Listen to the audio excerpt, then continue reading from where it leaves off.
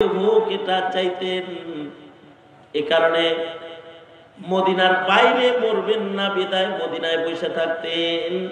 এরা আল্লাহর কাছে দোয়া করতেন, আল্লাহ কয়দিন বাঁচমু এটা যদি একটু আমারে জানাইতা, তাহলে কাবায় যে আমারে টানে, সবাই কাফন কইরা মক্কায় যায়, আমারও যাইতে মনে চাই। হায়াত কয়দিন আছে যদি জানতাম তাহলে একটু মক্কায় যাইতাম। ইমাম মালিক মদিনা থেকে লোকজন রেডি হয়ে মক্কায় যায়, তো উনি কাঁদলেন, আল্লাহ আমার মরণ কবে হইব, জানলে একটু কাবা দেখতে যাইতাম। কাবা দেখতে যাবে, বাইতুল্লাহ দেখতে যাবে। আল্লাহর রাসূল সাল্লাল্লাহু আলাইহি ওয়াসাল্লাম স্বপ্ন যুগে 5 আঙ্গুলি দেখাইছে। ইমাম মালিক স্বপ্ন দেখা নিজের খাদেমকে ইবনে সিরিনের কাছে পাঠায়, বলে যায় বলবি নবী 5 আঙ্গুল দেখাইছে, নাম কইছ না, কে দেখছে? জিগাবি স্বপ্নের ব্যাখ্যা কি, কয় বছর হায়াত আছে দেখি। নবী কি দেখাইলো? 5 বছর 5 দিন না 5 ঘন্টা। খাদেম যায় বলে ইবনে সিরিন একজন স্বপ্নে দেখেছে, নাম বলতে তিনি মানা করেছে, তাকে আল্লাহর রাসূল 5 আঙ্গুল দেখাইছে। ব্যাখ্যাটা কি এটা জানতে চেয়েছে। ইবনে সিরিন বলে স্বপ্ন সম্রাট। উনি বলে এমন স্বপ্ন এটা যে স্বপ্ন জমানার বড় আলেম ছাড়া কেউ দেখতে পারে না। মনে হয় মালিক দেখেছে, ইমাম মালিক দেখছে। জি ইমাম মালিকই তো দেখছে। তাবির পান তাবির হইল ইমাম মালিক বুঝি মরণ সম্পর্কেও জানবার চাই, ইলম বহুত হাসিল করছে, এবার মত কোথায় এটাও মনে হয় জানতে চায়। আল্লাহর রাসূল 5 আঙ্গুলি দেখায় আল্লাহর ইলমের খাজানা দেখাইছে। মৃত্যু পর্যন্ত একটা মানুষের কাজ কি হবে? আল্লাহর পছন্দ হলো মৃত্যু পর্যন্ত প্রতিটা মানুষ ইবাদত করবে। কার ফয়সালা? কোন পর্যন্ত? কোন পর্যন্ত? কোন পর্যন্ত? মৃত্যু পর্যন্ত একটা মানুষ কি করবে? ইবাদত করবে। ওয়া'বুদ রাব্বাকা হাত্তা ইয়াতিয়াকাল ইয়াকিন। আল্লাহ বলেন তোমার রবের ইবাদত করো মওত পর্যন্ত। অর্থাৎ মৃত্যুর পূর্বে একটি সেকেন্ড ইবাদতের বাইরে কাটাইবার সুযোগ নাই। মানব জীবনের প্রতিটি সেকেন্ড ইবাদতের ভেতরে কাটবে, এটাই আল্লাহ পাকের ফয়সালা। ওয়া'বুদ রাব্বাকা হাত্তা ইয়াতিয়াকাল ইয়াকিন। মৃত্যুর আগে ইবাদত থেকে ছুটি নাই। ইবাদত থেকে কি নাই? যে কামে আমাদেরকে বানাইছে এই কাম থেকে ছুটি নাই। মানুষের ইবাদত থেকে ছুটি হবে কখন? মরণ হবে যখন। বলেন কখন? ইবাদত থেকে ছুটি হবে কখন? জোরে বলেন, ইবাদত থেকে ছুটি হবে কখন? ইবাদত থেকে ছুটি হবে কখন? মরণ হবে। অর্থাৎ কোন অবস্থাতে ইবাদত মাপ নাই। অসুখ হলে ইবাদত মাপ আছে? পেটে খাওয়ান না থাকলে ইবাদত মাপ আছে? মুসিবতে পড়লে ইবাদত মাপ আছে? সাগরের মাঝখানে ভাসতেছে ইবাদত মাপ আছে? অনেক সময় জাহাজ ডুইবা, লঞ্চ ডুইবা সাগরে 3 দিন ভাসে রয়েছে, এরপরে নাবিকরা তারে উঠাইছে, এরকম পাওয়া গেছে না? খবর পাইছেন না এরকম? এই যে 3 দিন সাগরের ভিতরে রইল, ইবাদত মাপ আছে? ইবাদত মাপ আছে? অথবা মরুভূমির মাঝখানে আটকা পড়ে আছে, যেখানে ওযু করার কোনো পানি নাই, তারপরেও কি নামাজ মাপ আছে? যত কঠিন জায়গায় বান্দা থাকুক, মাছের পেটেও যদি থাকে তাও কি ইবাদত মাপ আছে? আগুনের ভেতরেও যদি পড়ে তাও ইবাদত মাপ নাই। ইবাদত থেকে ছুটি হবে। মওত যখন আসবে তখন ইবাদত থেকে ছুটি হবে। আর মওত পর্যন্ত সারা দুনিয়ার সব মানুষ ইবাদত করবে একমাত্র আল্লাহর। এটা আল্লাহ পাকের ফয়সালা। কারণ আমাদেরকে বানানোই হয়েছে ইবাদত করার জন্য। ইবাদত এই মাকসাদকে যারা বাস্তবায়ন করবে পৃথিবীতে, তাদেরকে আল্লাহ তাআলা এমন জগতে চিরদিনের জন্য জায়গা দিবেন যেখানে কোনো ইবাদত নাই, যেখানে খালি জাযা আছে, প্রতিদান আছে, ভোগ বিলাস আছে, ইবাদত নাই। জান্নাত, জান্নাতের ভেতরে বিলাসিতা আছে, ভোগ বিলাস আছে, সুখ আছে, শান্তি আছে, আর ইবাদত নাই। মরার পরে কি ইবাদত আছে? হ্যাঁ, মরার পরে ইবাদত আছে? মরার পরেও কোনো ইবাদত নাই। ইবাদত হলো মওত পর্যন্ত যতদিন দুনিয়াতে আছে দারুল আমাল, দুনিয়াটা হলো মানুষের ইবাদত করার জায়গা। মওত হবে, বাস ইবাদত থেকে ছুটি। কবরেও কোনো ইবাদত নাই, হাসরেও কোনো ইবাদত নাই। তবে কিছু কিছু খুশনসিব বান্দা আছে যারা কবরেও ইবাদত করে। সাহাবায়ে কেরাম থেকে হাদিসেও রিওয়ায়াত আছে যে কোন সাহাবী কবরের ভিতরে কোরআন শরীফ পড়তেছে মরার পরে, এটা শোনা যাইতেছে, আছে, হাদিসে আছে। হাকিমুল উম্মত থানভী রাহমাতুল্লাহ আলাইহি লিখেছেন আমাদের আকাবিরদের কথা, আমাদের আকাবিররাও ইবাদত কবরেও করে। সহিহ হাদিসে আছে নবী আলাইহিস সালাতু ওয়াস সালাম মিরাজ থেকে এসে বলেছেন যে উনি মুসা আলাইহিস সালাতু ওয়াস সালামের কবরের পাশ দিয়ে যখন যাইতেছিলেন মসজিদুল আকসার দিকে, তখন দেখেছেন যে পয়গম্বর মুসা নামাজের দাঁড়িয়ে আছে কবরের ভিতরে। তার মানে কবরের ভিতরে ইবাদত করতেছে। ভাগ্যবান মানুষ তারা যাদের কবরে আযাব নাই, ইবাদতের পরিবেশ আছে, যে তারা কবরেও নামাজ পড়ে, জিকির করে অথবা তিলাওয়াত করে। এই কারণেই কবরের জগতে যেন হুফরাতুম মিন হুফারিন নার না হয়, মরণের পরে কবরটা যেন দোজখের খণ্ড না হয়। এই কারণেই দুনিয়ার মাটিতে ইবাদত করতে হবে। সুন্দর একটা মরণ যদি আল্লাহর কাছ থেকে কেউ কবুল করায় নিতে পারে, তাহলে মরার পরে তার সুখ হবে, মৃত্যুর পরে কবরের ঘরে তার শান্তি হবে। তার কবরটা হবে রওজাতুম মিন রিয়াজিল জান্নাহ, তার কবর হবে জান্নাতের বাগান, তার কবর হবে সুন্দর একটা আরামগাহ। ফেরেশতারা বলবেন নাম কানাউমাতিল আরুস, অথবা তার কবরটা হবে ইবাদতগাহ। যদিও কবরে ইবাদত নাই, তারপরেও বান্দা কবরের ভেতরে ইবাদত করতে থাকবে। এক বুজুর্গের কবরের পরে আর এক বুজুর্গ দাঁড়াইছেন, দাঁড়ায় শোনে যে কবরের ভেতরে বুজুর্গ আল্লাহর কোরআনের তিলাওয়াত করতেছে।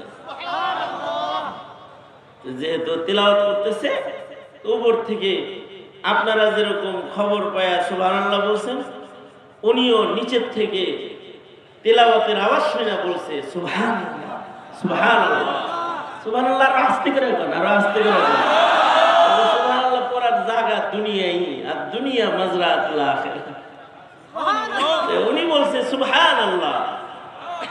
এবার কবর থেকে ওই লোকটা বলতেছে, এই আমি কবরে আসার পরে 80 খতম কোরআন শরীফ পড়ছি, আমার এই 80 খতম কোরআন শরীফ তুমি লয়ে যাও, তোমার সুবহানাল্লাহটা আমাকে দিয়ে দাও। আমি যে 80 বার কোরআন পড়ছি এটা লয়ে যাও, আর তুমি যে একবার সুবহানাল্লাহ বলেছো এটা আমাকে দিয়ে দাও। তো উপর থেকে এই বুজুর্গ বলে, এ আল্লাহর ওলি, আমার জবানের একটা সুবহানাল্লাহর প্রতি তোমার একটা লোভ কেন? তোমার 80 বার কোরআনের খতমের চেয়ে কি আমার সুবহানাল্লাহর দাম বেশি? কয় না, বিষয়টা এটা না। অবশ্যই তোমার সুবহানাল্লাহটা উচ্চারিত হয়েছে দারুল আমল, যেটা মাজরাতুল আখিরাহ, যেটা সেখানে তুমি সুবহানাল্লাহ বলার সাথে সাথে তোমার সুবহানাল্লাহ নেক পাইছো, এটা আমলনামায় উঠছে, মরণের মাধ্যমে আমার আমলনামা তালা লাগছে। আমি যে 80 খতম কোরআন কবরে পড়েছি, এ পর্যন্ত একটা নেকি আমার আমলনামায় উঠে নাই। ওই হিসাবে আমার তিলাওয়াতের চাইতে তোমার সুবহানাল্লাহর মূল্য বেশি। সেই সুবহানাল্লাহ বলার তো টাইম নাই। ব্রাজিল ব্রাজিল, আর্জেন্টিনা আর্জেন্টিনা বলার খুব টাইম আছে। মেসি মেসি জবার টাইম আছে, সুবহানাল্লাহ জবার টাইম তো নাই। না, আল্লাহর কাছে যাইতে হবে এটা চিন্তা করুন, মরতে হবে এটা চিন্তা করুন। তো জবানের একটা আওয়াজও ইবাদতের বাইরে যাবে না, তখন মেসি বাইর হবে না, আল্লাহ বাইর হবে, আর্জেন্টিনা বাইর হবে না, মুহাম্মাদুর রাসূলুল্লাহ লা ইলাহা ইল্লাল্লাহ এগুলো বাইর হবে, নারায়ে তাকবীর বাইর হবে, আল্লাহু আকবার বাইর হবে। মুখটা ভালো বানা, ওয়া'বুদ রাব্বাকা হাত্তা ইয়াতিয়াকাল ইয়াকিন। আর এই সুযোগ মরণ পর্যন্ত, কোন পর্যন্ত বলেন? আওয়াজ করে বলেন, কোন পর্যন্ত?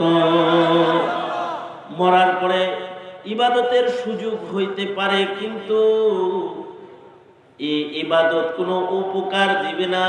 হ্যাঁ, কিসমত যাদের ভালো, যারা কবরে ইবাদত করবে, তাদের কবরে হয়তো আযাব হবে না। এ কারণে আল্লাহর রাসূল সাল্লাল্লাহু আলাইহি ওয়াসাল্লাম মৃত্যু যেটা নিশ্চিত আসবে, এই মৃত্যুটাকে ভালো বানাইবার মেহনত করতে বলেছেন, এবং ভালো মরণ আল্লাহর রাসূল চাইতে বলেছেন। মরণটা যেন ইবাদতে হয়, মুজাহাদা হবে। এটা যদি চেষ্টা হয় এটা যে আমার মরণ ইবাদতে হোক, তাইলে 1 সেকেন্ডের জন্য গুনাহ করার কোনো সুযোগ নাই। একটা সেকেন্ড অন্যায় কাজে ব্যবহার করার সুযোগ নাই। কারণ মরণ কখন হবে এটাও আমি আপনি জানি না। এখানে বসে আছি, মরণ হয়ে যেতে পারে, 5 মিনিট পরে মরণ হইতে পারে, আজকের রাতটা জীবনের শেষ রজনী হইতে পারে। এই যে মুহূর্তগুলা চলছে, এই মুহূর্তগুলাও আমার আপনার জীবনের শেষ মুহূর্ত হইতে পারে। আল্লাহ তাআলা মরণের সময়টাকেও গোপন করে নিজের কাছে রেখেছেন। কার মরণ কোথায় হবে, কখন হবে, এটাও আল্লাহ তাআলা কাউকে জানতে দেন নাই। এমনকি পৃথিবীর কোন নবী রাসূল জানতেন না যে তাদের মরণ কখন হবে, কোথায় হবে, কখন মরণ হবে। এটা পৃথিবীর কোন নবী রাসূলকেও আল্লাহ তাআলা জানতে দেন নাই। কারণ এইটা না জানার ভেতরেই তাকওয়াল্লাহ, এবং এটা না জানার ভেতরেই মানব জিন্দেগির হায়াত ক্যাপিটালের কাজে লাগানোর শক্তি অর্জনের এক সুযোগ। এটা না জানার ভেতরেই যদি কেউ জানা না যে হে আরো 10 বছর বাঁচবো, তো চিন্তা করবো আর 9 বছর আকাম করে লই, পরে তো অবাক করবো নি। এ কারণে কাউকে জানতে দেয় নাই যে ও কি 10 বছর বাঁচবে না 1 বছর বাঁচবে। অবশ্য উন্নত বিজ্ঞান অনেক কিছুই আবিষ্কার করেছে, আপনি শুনলে অবাক হবেন বিজ্ঞান কোন জায়গায় পৌঁছেছে। বিজ্ঞান আবিষ্কার করেছে যে এই হাতটার মেয়াদ কয়দিন, এই যে এই উঙ্গুলিটার মেয়াদ কয়দিন, এটা আবিষ্কার করেছে। চোখের মেয়াদ কয়দিন আবিষ্কার করেছে। মেডিকেল সায়েন্স এত উন্নত যে তারা গবেষণা করতে করতে করতে করতে, কারণ আল্লাহ তাআলা তো আপনি মিয়া বাড়তে একটা কোম্পানি খুইলা একটা বড়ি বানাইছেন, এটারও মেয়াদ লেখেন যে 2006 সালে মেয়াদ শেষ।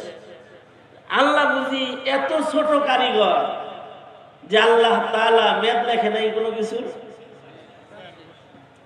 মানুষ যা বানায় এর গায়ে লেখা দেয় যে এটার মেয়াদ এত সালে এত মাসে এত তারিখে শেষ, লেখা দেয়। যে কোনো পণ্য কিনেন, পণ্যর গায়ে দেখবেন লেখা আছে যে এটা ডেট ফেল হবে কয় তারিখে, 24 সালে জুলাই মাসে, 23 সালে অক্টোবর মাসে।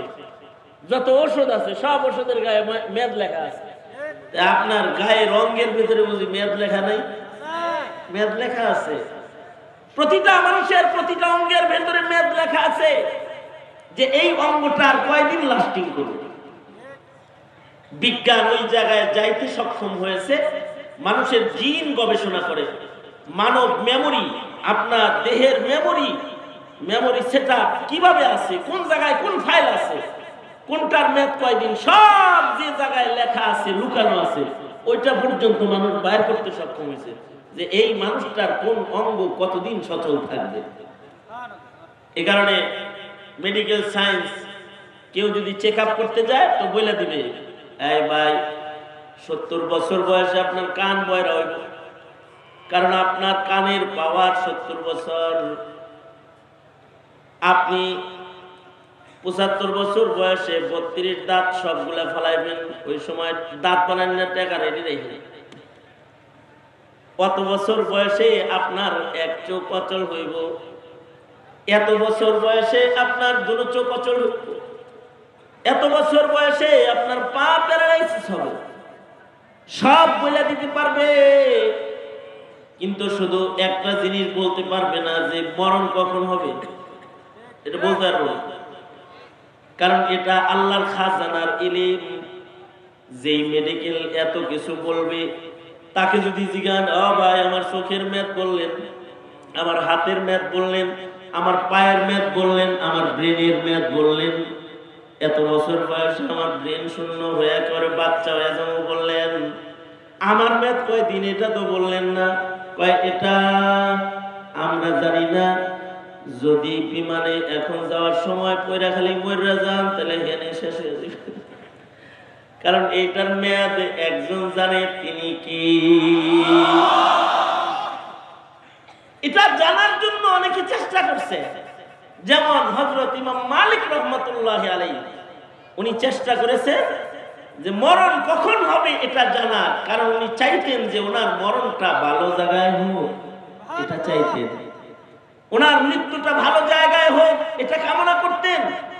ভালো জায়গার ভেতরে উনি বেছে নিয়েছিলেন মরার জন্য। মদিনার চাইতে ভালো জায়গা আর হইতে পারে না, কারণ রাসূল মারা গেছে মদিনায়। মদিনায় বললে নবীর রঙে মরণ হয়, নবীর মাটিতে মরণ হয়, আর কবরটা মদিনায় বানাইতে পারলে হাবিবে কিবরিয়ার কাছাকাছি কবরে, কোন কবরে আল্লাহ আগুন দিবে না, আযাব থেকে বাঁচে যাওয়ার একটা ভাব হয়। বাস এই ধান্দায় ওনার কল্পনা হলো উনি মদিনায় মারা যাবেন। জীবনের শেষ ভাগে একদিনের জন্য মদিনার বাইরে উনি যাইতেন না, মদিনায় থাকতেন। কারণ হলো ওনার ইচ্ছা হলো উনি মদিনায় মরবেন, রাসূলের রওজার আশেপাশে ওনার কবর হবে। জান্নাতুল বাকিতে যাদের কবর হবে, আল্লাহর রাসূল বলে দিয়ে গেছেন যে আমার কাছাকাছি যারা ঘুমাইবা ওখানেও ভয় নাই, বলে দিয়ে গেছেন। এই কারণে জান্নাতুল বাকিতে শোয়ার জন্য অনেকের দোয়া আছে, সারা জীবনের দোয়া। বকি মুকদ্দাস পে হো মেরি মারফত, বকি মুকদ্দাস পে হো মেরে মারফত, हमेशा रहूं मैं किनारे मदीना, रहे मेरे मस्कन हवाली काबा, बने मेरे मदफन दियारे मदीना। ওগো আল্লাহ, মদিনায় আমার মরণ দিও, জান্নাতুল বাকি গুরুস্থানের ভেতরে আমার কবর করে দিও। এটা দোয়া করতেন। কেন? জায়গায় মরতে পারলেও না। এই কারণে আমাদের আকাবিররা মরার আগে কবরের জায়গা ঠিক করে। যত মুরব্বী মারা গেছে ওনারা বলছে যে আমারে এই জায়গায় মাটি দিও, আমি শান্তি পাবো বলছে। ভালো জায়গা নির্বাচন করছে। মাদ্রাসার এরিয়ার ভেতরে আমারে মাটি দিও, হাটাজারির হযরত বলছে। বাবুনগরের হযরত মৃত্যুর আগে বলছে আমাকে হযরতের পাশে একটু জায়গা দিও। নূর হোসেন কাসেমী রাহমাতুল্লাহ আলাইহি বলেছে মসজিদের ওই জানালার পাশে অমুক জায়গায় আমারে জায়গা দিও। ভালো জায়গা তালাশ করছে। এমনকি মৃত্যুর আগ মুহূর্তে যখন ওনারা বুঝেছেন যে আমার মরণ হইতেছে, তখন বলছেন, এই কথা বলছেন যে আমাকে একটু হাসপাতাল থেকে বাইর করো, আমাকে একটু মাদ্রাসায় নিয়ে যাও, আমি চাই আমার মরণটা মাদ্রাসায় হোক। এটা বলছেন। আমি নিজে আসগর আলী হসপিটালে হাটহাজারীর হযরতকে দেখতে গেছি ঈদের দিন। বাচ্চাদের মতো আমার ছেলেকে আমাকে দুজনে বলতেছে, ও করে একটু বলো না, আর একটু চিটাগাং লয়ে যাক, হাটহাজারী লয়ে যাক, আমি মাদ্রাসায় পড়ি।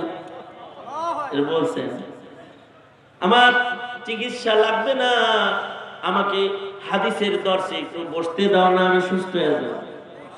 বলতেন মরণটা ভালো জায়গায় হোক এটা চাইতেন, মরণটা ভালোভাবে হোক এটা চাইতেন। এ কারণে মদিনার বাইরে মরবেন না বিদায় মদিনায় বসে থাকতেন। এরা আল্লাহর কাছে দোয়া করতেন, আল্লাহ কয়দিন বাঁচমু এটা যদি একটু আমারে জানাইতা, তাহলে কাবায় যে আমারে টানে, সবাই কাফন কইরা মক্কায় যায়, আমারও যাইতে মনে চাই। হায়াত কয়দিন আছে যদি জানতাম তাহলে একটু মক্কায় যাইতাম। ইমাম মালিক মদিনার থেকে লোকজন রেডি হয়ে মক্কায় যায়, কেউ উনি কান্দে, আল্লাহ আমার মরণ কবে হইব, জানলে একটু কাবা দেখতে যাইতাম। কাবা দেখতে যাবে, বাইতুল্লাহ দেখতে যাবে। আল্লাহর রাসূল সাল্লাল্লাহু আলাইহি ওয়াসাল্লাম স্বপ্ন যুগে 5 আঙ্গুলি দেখাইছে। ইমাম মালিক স্বপ্ন দেখা নিজের খাদেমকে ইবনে সিরিনের কাছে পাঠায়, বলে যায় বলবি নবী 5 আঙ্গুল দেখাইছে, নাম কইস না, কে দেখছে? জিগাবি স্বপ্নের ব্যাখ্যা কি, কয় বছর হায়াত আছে দেখি। নবী কি দেখাইলো? 5 বছর 5 দিন না 5 ঘন্টা। খাদেম যায় বলে ইবনে সিরিন একজন স্বপ্নে দেখেছে, নাম বলতে তিনি মানা করেছে, তাকে আল্লাহর রাসূল 5 আঙ্গুল দেখাইছে। ব্যাখ্যাটা কি এটা জানতে চেয়েছে। ইবনে সিরিন বলে স্বপ্ন সম্রাট। উনি বলে এমন স্বপ্ন এটা যে স্বপ্ন জমানার বড় আলেম ছাড়া কেউ দেখতে পারে না। মনে হয় মালিক দেখেছে, ইমাম মালিক দেখছে। জি ইমাম মালিকই তো দেখছে। তাবির পান বা তাবির হইল ইমাম মালিক বুঝি মরণ সম্পর্কেও জানবার চাই, ইলম বহুত হাসিল করছে, এবার মত কোথায় এটাও মনে হয় জানতে চায়। আল্লাহর রাসূল 5 আঙ্গুলি দেখায় আল্লাহর ইলমের খাজানা দেখাইছে। ইন্নাল্লাহা ইনদাহু ইলমুস সাআহ ওয়া ইউনাজ্জিলুল গায়সা ওয়া ইয়া'লামু মা ফিল আরহাম ওয়া মা তাদরি নাফসুম মাযা তাকসিবু গাদা ওয়া মা তাদরি নাফসুম বিআইয়ি আরদিন তামুত। এই 5 ইলমের ভিতরে একটা ইলম এটাও যে মরণ কার, কখন, কোথায়, এটা কারোর জানা নাই। এ কারণেই বলতে হয় আল্লাহ আমারে মসজিদের ভিতরে মরণ দিন, মক্কার ভিতরে মরণ দিন, মদিনার রাসূলের রওজা খানের পাশে মরণ দিন, আল্লাহ আমার দাফনটা ভালো জায়গায় সুযোগ করে দিয়েন। এটা বলতে হয় আল্লাহর কাছে। এ কারণে জিন্দেগির মুজাহাদা হবে, মরণ যেন ভালো হয়, মৃত্যুটা যেন নাস্তিক মুরতাদের পিছনে দৌড়াইতে দৌড়াইতে যেন আজরাইল কলাপটা ধরে না ফেলায়। মরণটা যেন শাহবাগের চত্বরে না হয়, মরণটা যেন মদিনার চক্করের ভেতরে হয়। এটা ধান্দা করতে থাকা, মরণটা যেন ভালো মরণ হয় এই ফিকির করতে থাকে। কারণ কিছু কিছু মরণ আছে উত্তম মরণ, যেই মরণের পরে কবরের ভেতরে মানুষ ইবাদতের সুযোগ পায়, যেই মরণের পরে কবরের ভেতরে শুয়ে শুয়ে মানুষ জমিনের উপরে কথাও কয়, যে মরণের পরে কবর থেকে মানুষের সাথে কথোপকথন করে। যেমন হাকিমুল উম্মত থানভী রাহমাতুল্লাহি আলাইহি খুতবাতে জুমার ভেতরে বর্ণনা করেছেন, আমাদের আকাবির হাফেজ জামিন শহীদ রাহমাতুল্লাহি আলাইহির কবরের পারে যায় একজন কোরআন শরীফ পড়া শুরু করছে। তো তার কোরআনের তেলাওয়াত যখন চলতেছে, কবর থেকে হাফেজ জামিন শহীদ চিৎকার করে ডাক দিছে, এই এই কে রে? আমার কবরের পারে দাঁড়ায় কোরআন পড়ো কে? থামো থামো, রুক যা, আর করিস না, থাইমা যা, চুপ হো যা, किसी मुर्दार पर जाके तिलावत करो। যাও, কোন মরা মানুষের কবরের পারে দাঁড়ায় তুমি কোরআন শরীফ পড়োগে, আমার কবরে পড়া লাগবে না তোমার। কবর থেকে জামিন শহীদ বলতেছেন, জামিন শহীদ কবর থেকে বলতেছেন, এই কে রে? আমার কবরের পারে কোরআন পড়তেছস, থেমে যাও, আমার কবরের পারে কোরআন পড়া লাগবে না, কোন মাইয়িত মরা মানুষের কবরের পারে যায় কোরআন পড় যা। হাফেজ জামিন শহীদ শুধু এতটুকু বলে না, নিজের খবর পর্যন্ত বলতেছে, আরে তুমি কোরআন পড়তেছো, তাহলে এখন আমার কোরআন শোনার লাগে। কোরআন শোনা উত্তম না পড়া উত্তম? কোরআন শোনা উত্তম না পড়া উত্তম? এই যে অমনোযোগী গ্রুপ অফ ইন্ডাস্ট্রিজ লিমিটেড, আপনারা যারা আপনা করে জিগাইতেছি, কোরআন পড়া উত্তম না শোনা উত্তম? হ্যাঁ, রাগ হইছে? কোরআন শোনা উত্তম না পড়া উত্তম? পড়া উত্তম। তা হাফেজ জামিন শহীদ বলে, আমার কবরের পারে কোরআন শরীফ পড়তেছো, যাও কোন মুর্দারের কবরে যা কোরআন পড়ো। কারণ হাফেজ জামিন শহীদ বলতেছে, मैं शहीद हूं, मैं हाफिज हूं, मैं जिंदा हूं, अभी अभी तिलावत कर रहा हूं, আমি হাফেজ, আমি শহীদ, আমি বরদখি কবরে আমি জিন্দা। জামিন শহীদ বলতেছেন, আমি হাফিজ কোরআন, আমি শহীদ, আমি কবরে মরা না, আমি কবরে জিন্দা, জিন্দা, আমি জিন্দা। আমি এখন নিজেই কোরআন শরীফ পড়বার লাগছি, সুতরাং আমার কবরে কোরআন পড়ার দরকার নাই, মরা মানুষের কবরে যা পড়ো। আল্লাহু আকবার, মরা মানুষের কবরে পড়ো। কেমন মরণ? যেই মরণের পরে কবরে জিন্দা থাকা যায়। কেমন মরণ? যে মরণের পরে কবরে শুয়ে শুয়ে কোরআন পড়া যায়। হ্যাঁ, কেউ যদি ইবাদতের মঞ্চে, ইবাদতের দস্তরখানে যদি কারোর মরণ হয়ে যায়, তখন তার মরার পরের হালত এরকম খুব উত্তম হালত হয়ে যায়। এ কারণেই মওত পর্যন্ত সময় গোপন করে আল্লাহ তাআলা হায়াতের একটা সেকেন্ড নষ্ট করতে মানা করেছেন। ওয়া'বুদ রাব্বাকা হাত্তা ইয়াতিয়াকাল ইয়াকিন। মরণ ইয়াকিনী, ওই সংবাদ তোমাকে ধরার পূর্ব পর্যন্ত ওহে মানুষ তুমি ইবাদত করো একমাত্র আল্লাহর। এক সেকেন্ডের জন্য ইবাদতের বাইরে কথা বইলো না, এক সেকেন্ডের জন্য ইবাদতের বাইরে নজর দিও না, এক সেকেন্ডের জন্য ইবাদতের বাইরের শব্দ কানে নিও না, এক সেকেন্ডের জন্য ইবাদতের বাইরে কদম বাড়ায়ও না।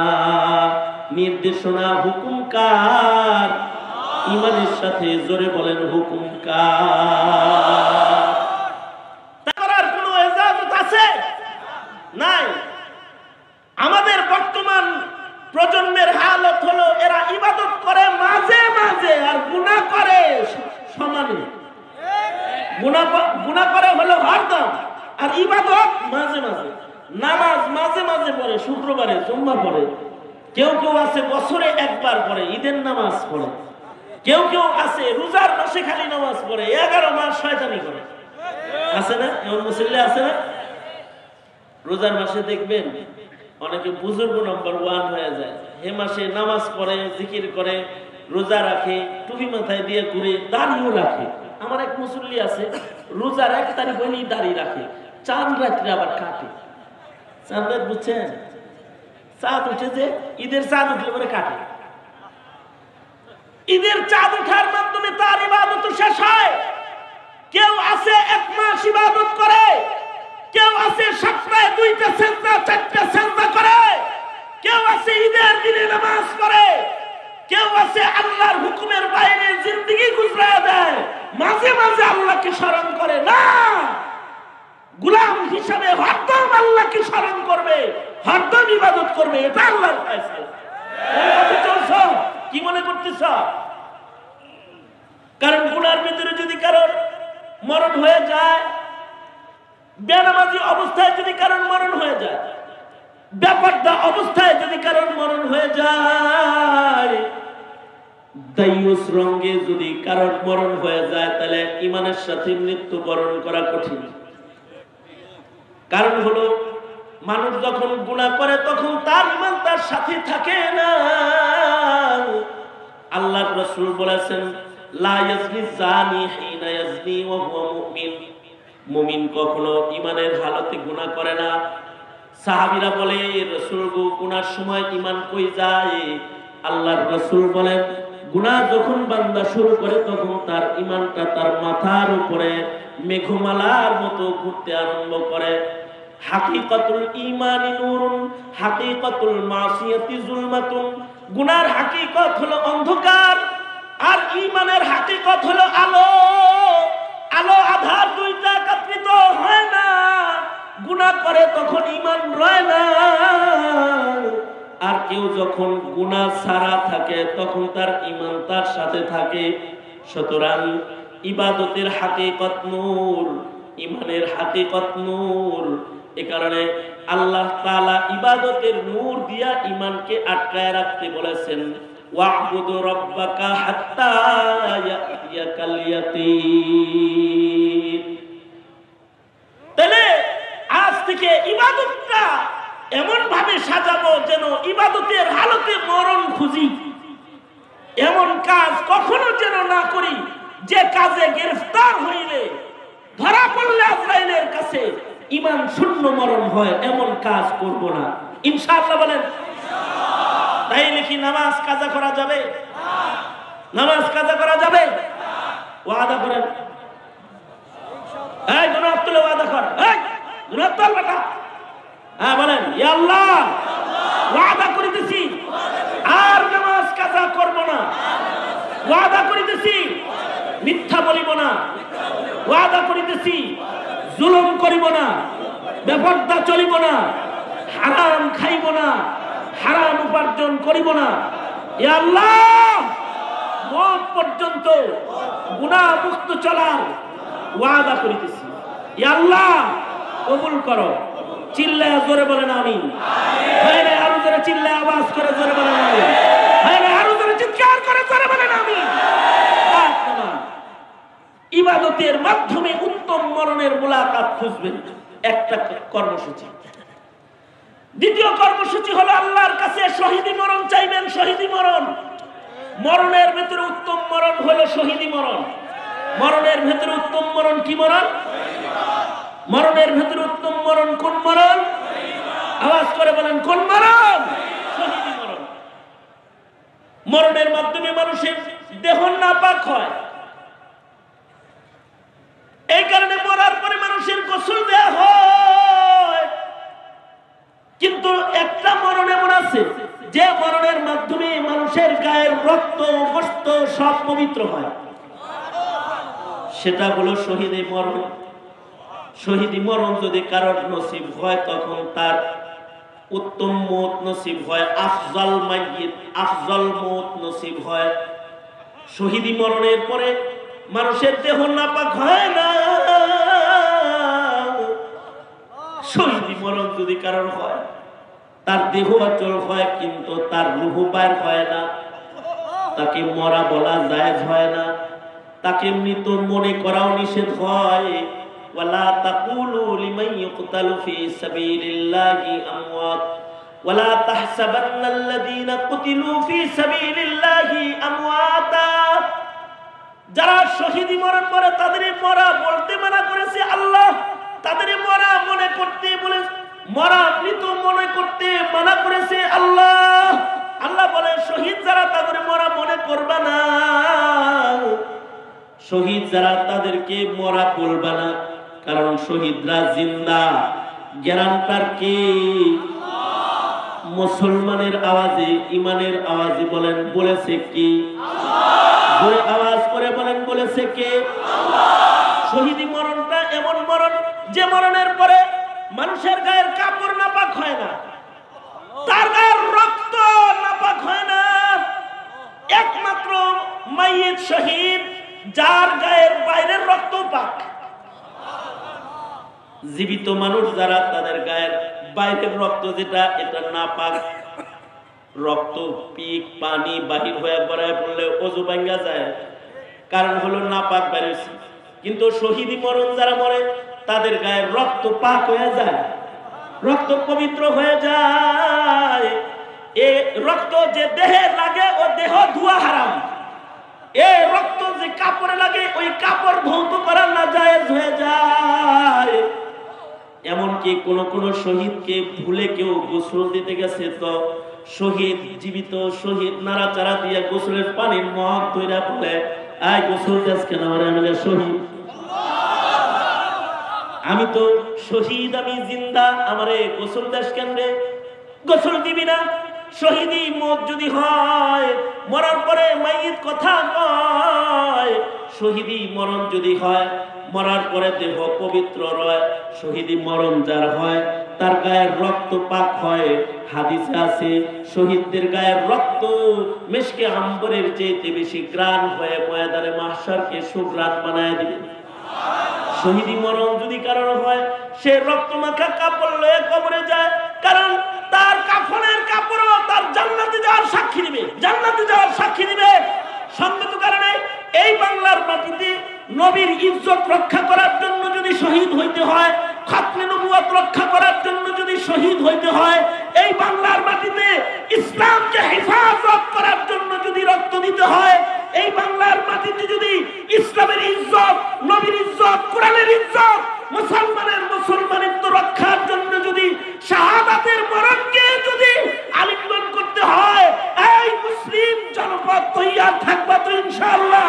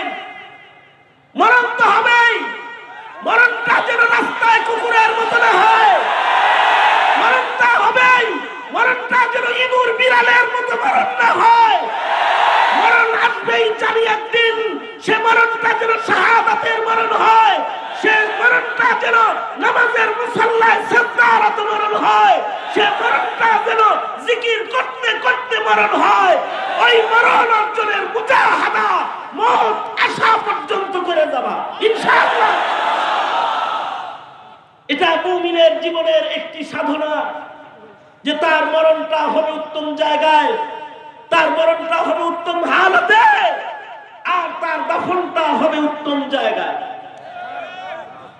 এই কারণে নির্দেশকারী আল্লাহ বলেন, ওয়া'বুদু রাব্বাকা হাত্তা ইয়াতিয়াকাল ইয়াকিন, ওয়া'বুদু রাব্বাকা হাত্তা ইয়াতিয়াকাল ইয়াকিন। আল্লাহ বলেন, মরণ পর্যন্ত ইবাদত করো, অর্থাৎ মৃত্যু আসার পর্যন্ত ইবাদতের জিন্দেগি, বন্দেগীর জিন্দেগিকে তোমরা সবাই মিলা আঁকড়ায় ধরো। ইনশাআল্লাহ, ইনশাআল্লাহ, এইটাই দাওয়াত রইল। গাজাখোরদের পেছনে ঘুরো না, ইহুদিদের ভক্ত হয়েও না, নাসারাদের ভক্ত হয়ে মরো না, নাসারাদের ভক্ত হয়ে মরো না, নাস্তিক মুরতাদের পেছনে যায় মরো না।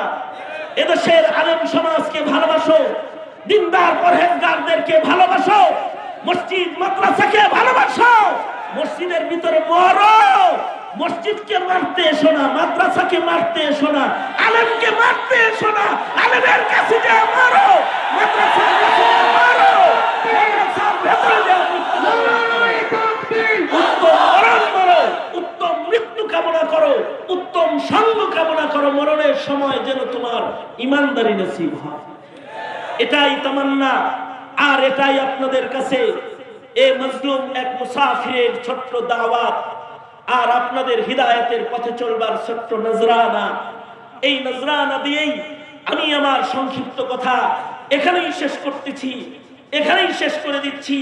বক্ষেতে আগমন আছে তোমাদের, তোমরা অগ্নিগিরি, সে অগ্নিশিখা ভীষণ আত্মবিস্মৃত আছে ঘিরি, পাষাণ হইয়া পড়িয়া আছো, হায় রে আত্মভোলা, তোমরা জাগিলে সারা বিশ্বে উঠিবে প্রবল দোলা। মা হাওল কি হো তাজা হাওয়া, তুঝকো গওয়ারা, दरकार है तहसीन को फिर तेरा सहारा, कर एक बार नई रंग से दुनिया का नजारा, चमकेगा फिर एक बार तेरी मुफ्त का तारा। জীবিত থেকেও চমকাবা, মরে গেলেও চমকাবা, যতদিন ইসলামের আযানের ধ্বনির ভেতরে জীবিত থাকবা, যতদিন ইসলামের আযানের বাউন্ডারির ভেতরে তোমরা তোমাদের জিন্দেগি করবা। আল্লাহ তাআলা আমাদের সবাইকে তৌফিক দান করেন। আমিন সুম্মা আমিন। ওয়া আখিরু দাওয়ানা আলহামদুলিল্লাহি রাব্বিল আলামিন।